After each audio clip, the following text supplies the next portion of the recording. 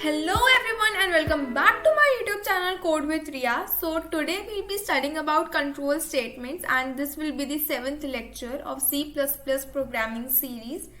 And in the last lecture मैंने आपको एक question दिया था that was to convert degree into Fahrenheit. Temperature लोगे आप user से and at temperature you have to convert it into degree also. And उसी temperature को आप किस में convert करोगे? Fahrenheit में भी convert करोगे. तो इसका आंसर देख लेते हैं एक बार.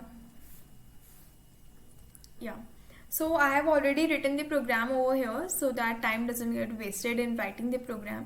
सबसे पहले हमने हेडर फाइल यूज करी आईओ स्ट्रीम. मैंने यहाँ पे .h नहीं लगाया है.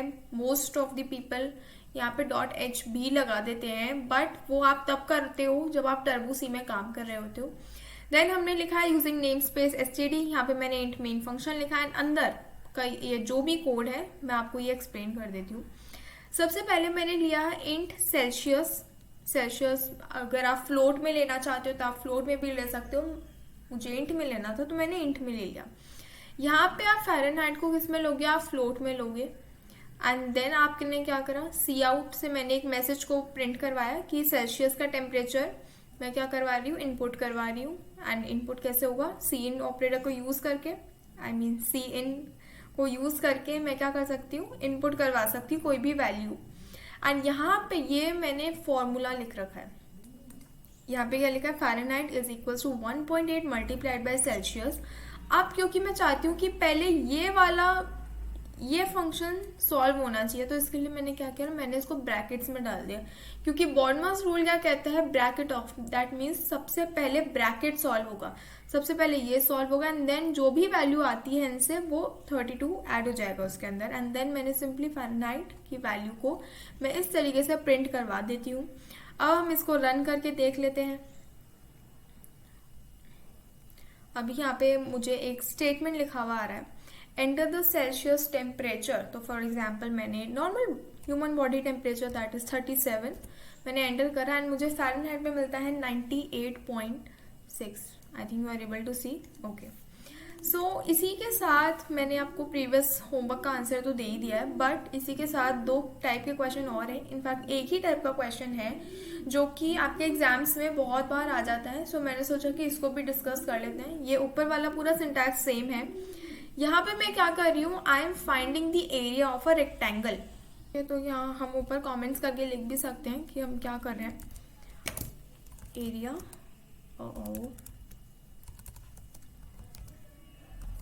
ऑफ रेक्टेंगल मैं यहाँ पे फाइंड कर रही हूँ. तो यहाँ पे मैंने क्या करा? इंट एल भी लिया एंड मैंने एरिया को यहाँ पे इनिशियलाइज करा है 0 से.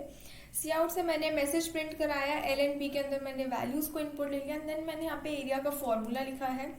आप प्रोग्रामिंग में किसी भी क्वेश्चन को सॉल्व कर सकते हो, बस उसमें आपको एक चीज के बारे में पता होना चाहिए, दैट इज द फॉर्मूला. अगर आप इसमें भी देखोगे तो यहाँ पे मैंने फ़ारेनहाइट टू सेल्सियस में कन्वर्ट करने का सिर्फ फॉर्मूला ही लिखा है और कुछ भी एक्स्ट्रा नहीं करा है. सिंपली रेक्टेंगल की भी जब मैं बात करती हूँ तो मैंने यहाँ पे एक फॉर्मूला ही लिखा है. अगर आपको फॉर्मूला पता है तो आप कर लोगे. देन सी आउट के अंदर मैंने सिंपली एरिया प्रिंट करा दिया. अब हम इसको कंपाइल करके भी देख लेते हैं जिसका क्या आंसर आता है. Enter the values of L and B. मैं यहाँ पे एंटर करती हूँ 7 and 4 मैंने एंटर करा. So the answer should come out to be 28. That is the answer. And the next type of question is circle का area which is very similar but मैंने दोनों को अलग अलग क्यों करा है? एक रीजन से अलग अलग करा है. यहाँ पे मैंने अलग से ही यहाँ पे एरिया का फॉर्मूला लिखकर देन मैंने एरिया लिखा है यहाँ पे. लेकिन सर्कल में मैंने ऐसा नहीं करा. मैंने एरिया को अलग से नहीं लिखा. इनफैक्ट मैंने एरिया का फॉर्मूला यही लिख दिया. जहाँ पे मैं एरिया लिखती वहां पे मैंने पूरी का पूरा उसका फॉर्मूला लिख दिया. तो इससे क्या होता है कि आंसर चेंज होगा? नहीं, आंसर चेंज नहीं होगा. तो मैंने यहाँ पे रेडियस को लिया है फ्लोट में क्योंकि यहाँ पे जो फॉर्मूला में वैल्यू आती है वो आती है पाई की वैल्यू दैट इज 3.14 जो कि फ्लोट में ही होती है. सो अगर मुझे बहुत ही ज़्यादा करेक्ट आंसर चाहिए तो इसीलिए मैंने फ्लोट को यूज़ करा है. तो यहाँ पे अब एक मैसेज प्रिंट हुआ है, enter the radius. For example मैंने रेडियस एंटर करी 3. So the answer comes out to be 28.26. Okay तो ये कुछ टाइप के क्वेश्चंस थे जो कि आपके एग्जाम्स में मोस्ट फ्रीक्वेंटली आ जाते हैं. Now let's move to our today's topic, that is control statements. ये बहुत ही ज़्यादा इंपॉर्टेंट है. इनको अगर आप ढंग से पढ़ लेते हो तो प्रोग्रामिंग का 60% आप सिर्फ इन्हीं से कर सकते हो. पहले जो भी मैंने पढ़ाया है, अगर आपने पहले के लेक्चर्स नहीं अटेंड करे हैं, please make sure that you are attending all of them. So control statements basically इनका काम होता है, they are use to control the flow of execution of a program. Execution of a program based on conditions. इसमें हम क्या करते हैं, condition खेलते हैं. कैसे खेलते हैं वो मैं आपको आगे बताऊंगी. कंट्रोल स्टेटमेंट बेसिकली ये बताते हैं कि आपका प्रोग्राम जो है वो किस फॉर्मेट में, किस फ्लो के अंदर रन करने वाला है, कौन सी कंडीशन है. अगर कंडीशन ट्रू हुई तो क्या होगा, कंडीशन फॉल्स हुई तो क्या होगा, कंडीशन ही नहीं दी तो क्या होगा. सो ये सारी बातें हम डिस्कस करेंगे. Before that let's move to the types of control statements. यहाँ पे हमारे पास कितने टाइप्स के कंट्रोल स्टेटमेंट्स होते हैं, 3 टाइप्स के होते हैं. Now let's just write those. Wait a second.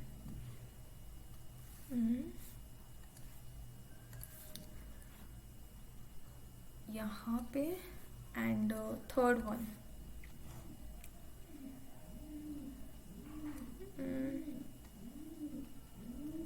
Okay. So जो फर्स्ट टाइप हमारे पास आता है वो आता है हमारे पास सिलेक्शन कंट्रोल. सिलेक्शन को मैं इस तरह से लिख सकती हूँ, सिलेक्शन कंट्रोल आता है. सेकंड जो आता है दैट इज इटरेटिव बोल सकते हो या तो आप, या फिर आप इसको लूपिंग भी बोल सकते हो. आपने सी के अंदर भी पढ़े होंगे लूप्स. तो कंट्रोल स्टेटमेंट सी में और सी प्लस में डिफरेंट होंगे, ऐसा कुछ भी नहीं होता है. And the third one is jump statement. So first वाले की बात करते हैं that is selection control. Selection control में हमारे पास 2 चीज आ जाती है. फर्स्ट इज इफ कर सकते हो या फिर आप इफ एल्स भी लिख सकते हो, सेम ही चीज है. सेकंड आपके पास आ जाता है स्विच केस. इटरेटिव और लूपिंग के अंदर आपके पास 3 टाइप्स के लूप्स आते हैं. First is the while loop, second is the for loop. For नहीं, सबसे पहले हम लिखते हैं डू व्हाइल लूप लिखते हैं. While loop, do while loop and the third one is for loop. Jump statement के अंदर भी हमारे पास 3 स्टेटमेंट्स आते हैं, that is break statement, continue statement and the last one is the go to statement.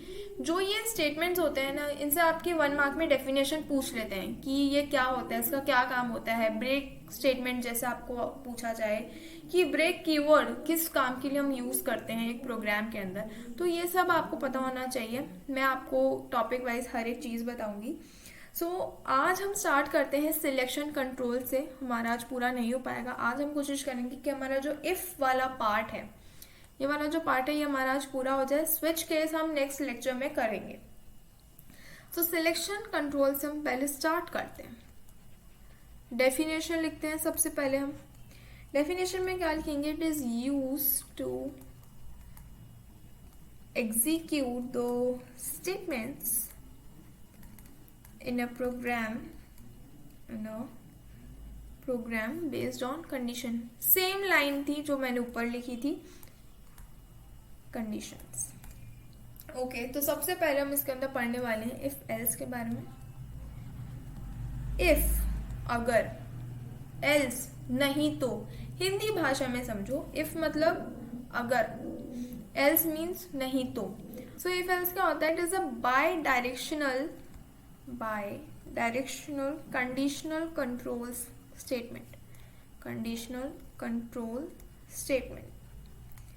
अब बाय डायरेक्शनल का मतलब ये नहीं होता कि ऊपर भी काम करेगा नीचे भी काम करेगा, ऐसे नहीं होता है. बाय डायरेक्शनल का मतलब कि ये जब इसकी कंडीशंस जब ट्रू होंगी तब ये रिस्पॉन्ड कुछ और करेगा, एंड जब इसकी कंडीशंस फॉल्स होगी तब ये कुछ एक अलग तरीके से रिस्पॉन्ड करेगा. सो बेसिकली इफ एल्स क्या करता है, it checks the condition. It checks the condition, and if it is true, a block of code will be executed, and if it is false, another block of code will be executed if there is any. So मैं आपके लिए लिख देती हूँ. It checks the condition and if it is true तो हमारा क्या होता है, ब्लॉक ऑफ कोड एग्जीक्यूट हो जाता है, ब्लॉक ऑफ स्टेटमेंट्स भी आप बोल सकते हो, ये क्या हो जाता है, एग्जीक्यूट हो जाता है। बट अगर हमारी कंडीशन क्या होती है, फॉल्स, तो ये एग्जीक्यूट नहीं होता है। एग्जीक्यूट या तो नहीं होता है, या फिर अगर हम चाहते हैं कि अगर हमारी कंडीशन फॉल्स है तो एक new set of statements should be executed, तो हम वो भी करवा सकते हैं। सो सबसे पहले हम बात कर लेते हैं सिंटैक्स की। इसका ना कोई एक सिंटैक्स नहीं होता है, इसके मैं आपको 4 से 5 सिंटैक्स बताऊंगी। घबराने की जरूरत नहीं है, 4-5 सिंटैक्स है, हम कैसे याद करेंगे, required on the basis of the condition. जो भी आप चाहते हो कि मुझे ये रिक्वायरमेंट है, मुझे इस टाइप का सिंटैक्स चाहिए, तो आप उसके अकॉर्डिंगली अपना सिंटैक्स को चेंज कर सकते हो। जो फर्स्ट सिंटैक्स की मैं आपके लिए बात करने वाली हूँ, दैट इज इफ। लिखते हो आप, क्या लिखते हो आप, सबसे पहले लिखते हो इफ, ब्रैकेट में आप लिखते हो जो भी आपकी कंडीशन होती है, एंड इसके नीचे आप यहाँ पे एक स्टेटमेंट लिखते हो। कितने लिखते हो, एक। नाउ मेक श्योर, अगर आप इफ या फिर लूपिंग में भी हम पढ़ेंगे, अगर आप इफ स्टेटमेंट आपने लिखा, इफ कंडीशन आपने लिखा एंड उसके नेक्स्ट लाइन में आपने कोई भी स्टेटमेंट लिखा, तो वो स्टेटमेंट इफ कंडीशन के साथ ही माना जाता है। ये नहीं माना जाता कि ये लाइन अलग है, ये लाइन अलग है, नहीं, ये स्टेटमेंट माना जाता है कि ये इफ के अंदर ही है। तो लेकिन ये सिर्फ एक ही स्टेटमेंट के साथ होता है। अगर आपने 2 स्टेटमेंट यहाँ लिख दिए एंड आप सोच रहे हो कि इफ तो इन दोनों को ही मान लेगा कि ये मेरे अंदर ही है, तो ऐसा नहीं होता है। ये सिर्फ इसके बिल्कुल नेक्स्ट वाली जो लाइन होती है ना, एक लाइन को ही इंक्लूड करता है, नेक्स्ट लाइन से ये इफ के अंदर इंक्लूड नहीं होता है। उसके लिए एक डिफरेंट सिंटैक्स है, वो भी हम डिस्कस करेंगे, लेकिन ये किसके लिए होता है, फॉर सिंगल स्टेटमेंट्स। ये किसके लिए होता है, सिंगल स्टेटमेंट्स के लिए होता है। लेकिन अगर मैं चाहती हूँ कि यार नहीं, मुझे तो 2-2 लाइन्स लिखनी है, मैं इसको यहाँ से हटा देती हूँ कि नहीं मुझे तो 2-2 लाइन्स लिखनी है, अब मैं क्या करूँ, तो मैं क्या करूँगी, सिंपली मैंने लिखा इफ, कंडीशन लिखी, एंड देन मैं यहाँ पे क्या करूँगी, curly brackets on and curly brackets बंद कर दूंगी नीचे, एंड यहाँ पे मुझे जितने भी स्टेटमेंट्स लिखने में लिख सकती हूँ। कोई भी फंक्शन अगर मुझे इंक्लूड करना है तो वो भी मैं यहाँ पे कर सकती हूँ। मतलब कि अगर मुझे मल्टीपल ब्लॉक ऑफ कोड्स को रन करवाना है, एग्जीक्यूट कराना है, तो उसके लिए मुझे एक ब्लॉक ऑफ कोड को डिफाइन करना पड़ेगा। Now moving to the third syntax. ये तो मैंने बात करी इफ मीन्स अगर मेरी कंडीशन ट्रू होती है तो ये रन हो जाएगा। फॉर सिंगल अगर मेरी कंडीशन ट्रू होती है तो ये पूरा रन हो जाएगा for multiple. But what if the condition is not true, अगर ट्रू नहीं है तो इन दोनों केसेस में मेरा कुछ भी रन नहीं करेगा। तो फिर मुझे पता कैसे चलेगा कि जो मेरा प्रोग्राम है वो सक्सेसफुली एंड हुआ भी है या नहीं, या फिर वो बीच में ही अटक गया। तो इसके लिए मैं क्या कर सकती हूँ, मैं एक नया कॉन्सेप्ट लगा सकती हूँ, दैट इज इफ एल्स वाला कॉन्सेप्ट। मैंने यहाँ पे इफ कंडीशन लिखी एंड यहाँ पे भी मैं आपको 2 केसेस बताऊंगी। सिंगल स्टेटमेंट लिखा क्योंकि मुझे एक ही स्टेटमेंट प्रिंट कराना है, एंड देन मैं यहाँ पे क्या लिखूंगी, एल्स, एंड देन वापस एक सिंगल स्टेटमेंट। इससे क्या पता चलता है कि अगर मेरी कंडीशन ट्रू है तो ये वाला रन हो जाएगा एक statement, but if my condition is false तो फिर मेरा ये वाला स्टेटमेंट जो है वो रन हो जाएगा। नाउ ये भी मैंने आपको किसके लिए बताया, फॉर सिंगल स्टेटमेंट्स। मल्टीपल के लिए आप क्या कर सकते हो, मल्टीपल के लिए यहाँ पे आप लिखोगे फोर्थ सिंटैक्स मैं आपको बताती हूँ। इफ लिखते हो, कंडीशन लिखते हो, एंड देन यहाँ पे आप कोई ब्लॉक ऑफ कोड बताते हो, एंड फिर आप यहाँ पे क्या करते हो, यहाँ पे आप लिखते हो एल्स, एंड देन इसके लिए भी एक ब्लॉक ऑफ कोड आप बता देते हो। तो इससे आप क्या कर सकते हो, आप मल्टीपल अगर लाइन्स अगर हैं जो कि आपको लिखनी है तो वो भी आप इसके थ्रू कर सकते हो। एंड यहाँ पे क्या आ जाएगा, मल्टीपल लाइन्स कोड के लिए मैं यहाँ मल्टीपल ही लिख लूँ। नाउ एक फिफ्थ सिंटैक्स भी आता है जो कि हम काफी बार यूज करते हैं। इफ यहाँ पे मैंने लिख दी कंडीशन, यहाँ पे मैंने एक कोड, एक स्टेटमेंट था जो मैंने प्रिंट करवा दिया। अब मैंने नेक्स्ट लाइन में क्या लिखा, एल्स इफ, एंड मैंने यहाँ भी लिखी कंडीशन, एंड देन मैंने यहाँ भी जो लाइन थी वो मैंने प्रिंट करा दी। देन मैंने यहाँ वापस से लिखा एल्स इफ, एंड देन यहाँ पे जो भी कंडीशन थी वो भी मैंने करवा दिया, एंड देन एंड में क्या मैं लिखती हूँ, एल्स, एंड देन ये खत्म। हाँ, मैंने इतना लिखा।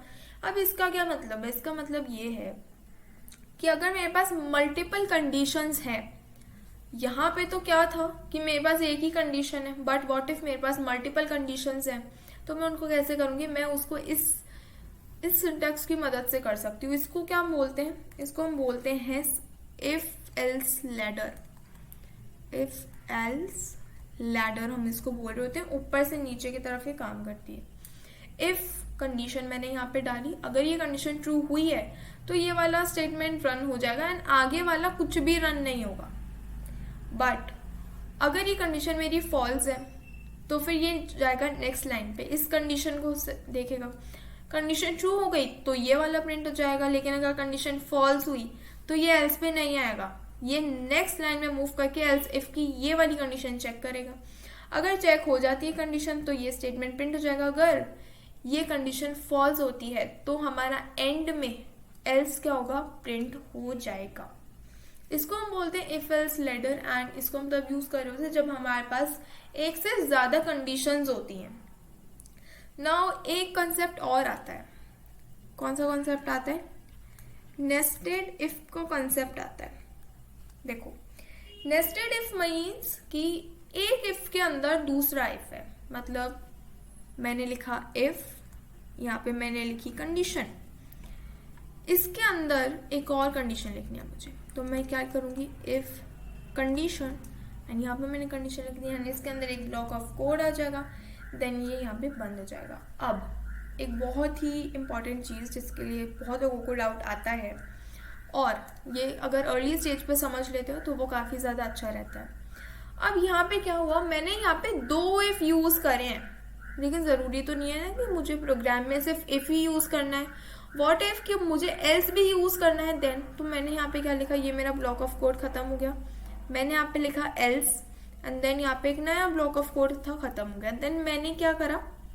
मैंने ये बाहर वाले इफ को करा बंद एंड मैंने एक और एल्स बनाया एंड इसका कुछ कोड था वो यहाँ खत्म हुआ। अब इसको समझो, मेरे पास दो कंडीशन है। अगर मेरी फर्स्ट कंडीशन चेक हुई तो फिर ये इस ब्लॉक के ये जो मैंने कर्ली ब्रेसेस बनाए इसके अंदर आ जाएगा। इसके अंदर आके बिल्कुल नेक्स्ट लाइन में उसको देखा कि यार इफ कंडीशन ये भी है।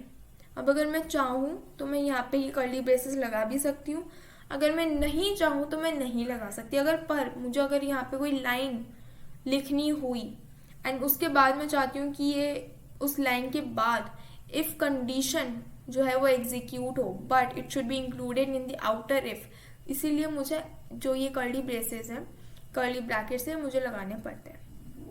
यहाँ पे ये इफ कंडीशन चेक हुई, अगर ये इनर इफ वाली कंडीशन ट्रू हुई तो एग्जीक्यूट हो जाएगा एंड देन ये पूरा एग्जीक्यूट होकर बाहर आ जाएगा।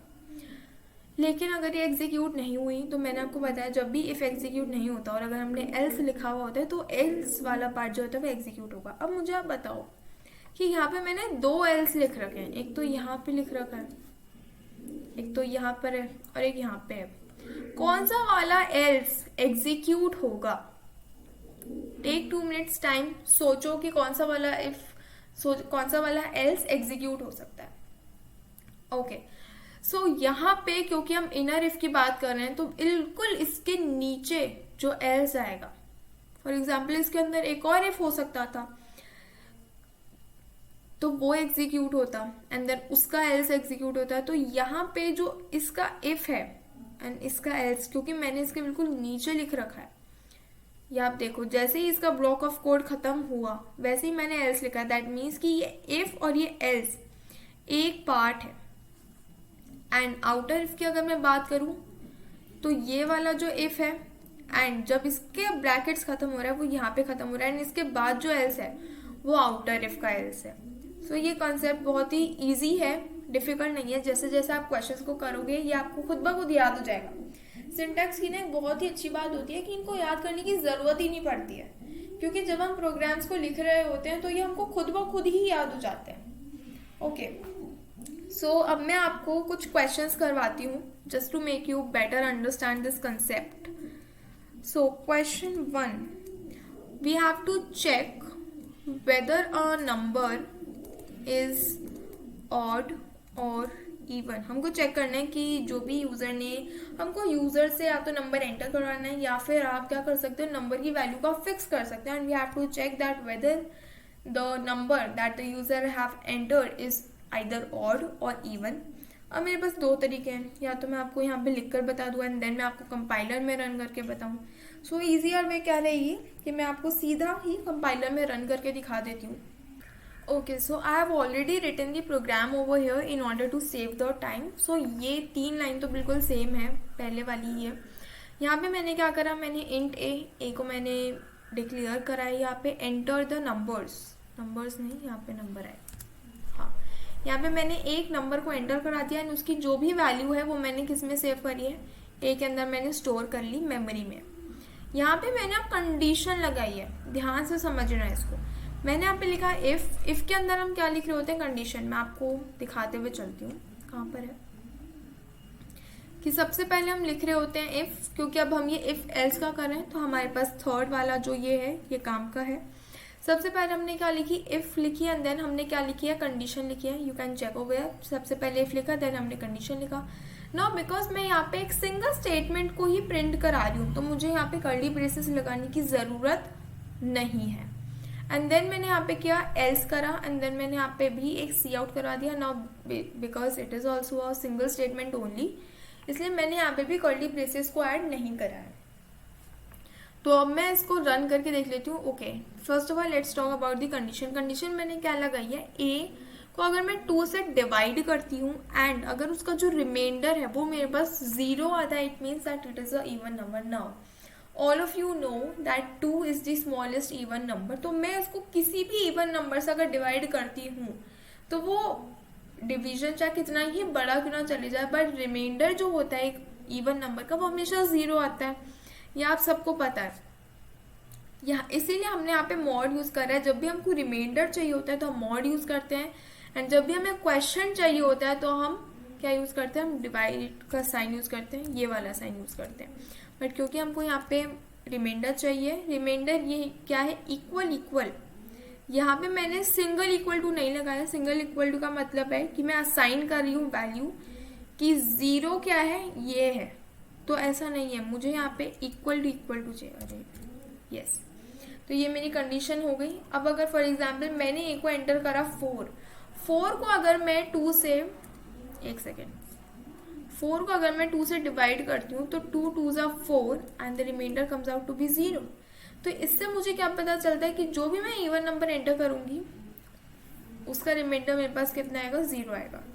तो यहाँ पे मैंने इवन नंबर प्रिंट करा दिया। नाउ अब हम कंपाइल करके देखते हैं कि हमारा आंसर क्या आता है। एंटर द नंबर, कोई भी नंबर मैं एंटर करी, फॉर एग्जाम्पल मैंने 5 एंटर करा। 5 इज अ ऑड नंबर, तो मेरा इफ वाला पार्ट चलेगा ही नहीं, वो किस पे आ जाएगा, एल्स पार्ट पे आ जाएगा। एंड मेरा ऑड नंबर यहाँ पे क्या हो रहा है, डिस्प्ले हो रहा है, यू कैन सी। मैं एक बार ये इवन नंबर के साथ भी करके देख सकती हूँ। इवन नंबर फॉर एग्जाम्पल मैंने डाला 8 and the answer comes out to be even number.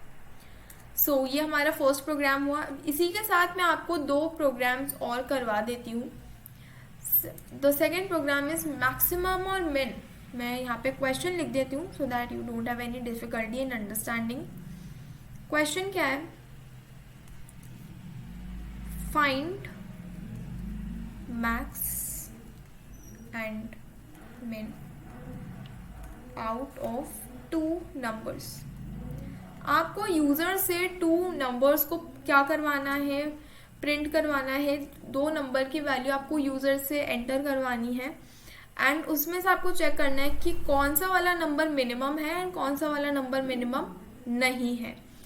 ये आप मिनिमम के साथ भी कर सकते हो, मैक्सिमम के साथ भी कर सकते हो। पहले हम मिनिमम केस देख लेते हैं, देन मैं आपको मैक्सिमम भी समझा दूंगी। यहाँ पे मैंने int A and B, A B नाम के मैंने 2 वेरिएबल यहाँ पे डिक्लेयर करे हैं। सी आउट से मैंने एक स्टेटमेंट प्रिंट करवाई है। सी एन से मैंने दोनों वेरिएबल्स की वैल्यू ले ली है। अब इफ में क्या लिखा है मैंने, if B is greater than A, that means कि अगर बी बड़ा है ए से, दैट मीन्स कि ए जो है वो एक छोटा नंबर है, it is a minimum number. तो मैंने यहाँ पे क्या किया, सी आउट में मैंने किसको प्रिंट करवाया है, ए में। हम ये ए को इस तरीके से क्यों लिखते हैं, मैं यहाँ ऑलरेडी आपको बता चुकी हूँ। यहाँ पे % डी वाला कंसेप्ट या % एफ वाला कंसेप्ट नहीं आता है। तो आप नॉर्मली उस वेरिएबल को ऐसे ही लिख देते हो without the double quotes. Okay, तो यहाँ पे एल्स पार्ट में मैंने क्या कराया है that if the condition is not true, अगर बी ए से बड़ा नहीं है दैट मीन्स कि ए की जो वैल्यू है, जो भी नंबर है ए, वो बी से बड़ा है। तो यहाँ पे मैंने क्या करा, मिनिमम नंबर में प्रिंट करा दिया that D is the minimum number. अब हम इसको एक बार कंपाइल करके रन करके देख लेते हैं। ओके, एंटर द नंबर्स, मैंने एंटर करा है 4 एंड 5। मेरे पास मिनिमम नंबर आता है 4। नाउ मैं इसको वापस से एक बार कर देती हूँ कि हम ये भी तो देख लें कि हमारा एल्स पार्ट अच्छे से काम कर रहा है या नहीं। तो सबसे पहले मैंने डाला 6 एंड देन मैंने डाला 3, तो मेरे पास मिनिमम नंबर आता है 3। दैट मीन्स मेरा इफ पार्ट भी काम कर रहा है एंड मेरा एल्स पार्ट भी काम कर रहा है। अब अगर आप इसी में चाहते हो तो आप इसी के अंदर मैक्सिमम नंबर लिख सकते हो। मैक्सिमम नंबर मैं यहाँ लिख देती हूँ। मैक्सिमम नंबर यहाँ पे क्या हो जाएगा ए। मैंने यहाँ पे ये साइन चेंज कर देते हैं एंड यहाँ पे भी हम लिखते हैं maximum number is B. Okay, बिल्कुल कुछ भी बहुत ज़्यादा चेंज नहीं करा मैंने, यहाँ पे सिर्फ ये साइन को उल्टा कर दिया है एंड यहाँ पे मिनिमम नंबर की जगह मैक्सिमम नंबर को प्रिंट करवा रही हूँ मैं। अगर ए बी से बड़ा है that means the maximum number is A and if the B is greater than A that means the maximum number is B, जो कि मैंने आपको एल्स पार्ट में प्रिंट करवा रही हूँ मैं। अब हम इसको भी एक बार कंपाइल करके रन करके देख लेते हैं। एंटर द नंबर्स एंटर करते हैं 5, 6 एंड 5 को हम एंटर करते हैं एंड हमारा जो मैक्सिमम नंबर आता है दैट इज 6। मैं एक बार वापस से कर लेती हूँ। इस पहले हमने 6 एंड 5 दिया था, इस बार हम 5 एंड 6 दे देते हैं इन ऑर्डर टू सी कि हमारा एल्स पार्ट भी ढंग से काम कर रहा है। ठीक है, okay, so that's all for today. मैं आपको अब 2 होमवर्क क्वेश्चंस देने वाली हूँ। ये वाले क्वेश्चंस तो मैं आपको ऑलरेडी करवा चुकी हूँ। होमवर्क क्वेश्चंस मैं आपको दूंगी। Question number 1, you have to find the maximum of 3 numbers, maximum in 3 numbers। आपको 3 नंबर्स यूजर से इनपुट कराने हैं, खुद से वैल्यू को फिक्स नहीं करना है, यूजर से इनपुट कराना है and out of those 3 numbers आपको ये करवाना, आपको प्रिंट करवाना है कि कौन सा नंबर आपका जो है वो मैक्सिमम है। इसमें मैं आपको एक हिंट दे सकती हूँ कि अगर आपने मेरा ऑपरेटर वाला लेक्चर नहीं देखा है, जिसके अंदर मैंने टोकन्स के अंदर आपको ऑपरेटर्स पढ़ाए थे, वो अगर आप देख लेते हो तो ऑपरेटर इसके अंदर यूज होगा। अब बस मैं इतना ही हिंट दूंगी। सेकेंड क्वेश्चन पे मूव करते हैं। Second question is that you have to find, you have to in fact check whether the number is odd, even, odd, is positive, negative और 0। आपको क्या करना है, यूजर से एक नंबर को इनपुट कराना है and you have to check whether the number entered by the user is a positive number, whether it is a negative number, और जो उन्होंने नंबर एंटर करा है क्या वो 0 है। 0 भी तो हो ही सकता है ना, तो ये भी आप कर सकते हो। सो ये 2 क्वेश्चन है आपके लिए होमवर्क के लिए एंड इनका जो आंसर मिल रहा होगा that will be shown to you in the next lecture. So yeah, that's all for today. Subscribe my channel if you are new to my channel and don't forget to hit the bell icon. Revise this and switch case वाला जो topic है we will be doing in the next lecture. So thanks for watching the video and stay safe and stay happy.